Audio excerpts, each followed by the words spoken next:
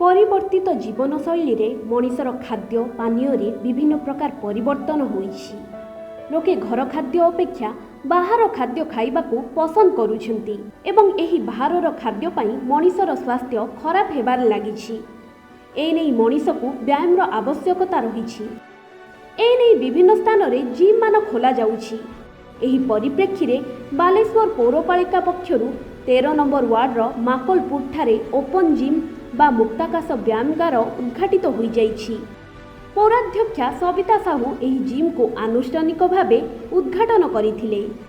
जनसाधारण स्वास्थ्य रक्षा और फिटनेस वृद्धि रे एही जिम वार्डवासी बेस सहायक हेबो बोली से आशा प्रकाश करथिले। स्थानीय लोकों दाबी को दृष्टि रे रखी मुक्ता योजना रे एही जिम स्थापन होइथिबा से सूचना दैछंती। खुशीर कथा बहुत भल जिनस गोटे ये कराई। ये माननीय मुख्यमंत्री को धन्यवाद दूसरी ये कार्यक्रम जारी रखिंट। ये हूँ मुक्ता योजनार गोटे इनफ्रार काम। ये हूँ 10 लाख टंकार बजेट रे निर्माण होती। ता सांगू स्ट्रक्चर 3 लाख समुदाय मिसी 13 लाख टंकार आज ये मिसी होती। अन्यपटे स्थानीय काउंसिलर प्रतिमा बेहेरा एही उद्घाटनी कार्यक्रम रे जोग देई पौरपालिकार कार्य को भूयसी प्रशंसा करिथिले।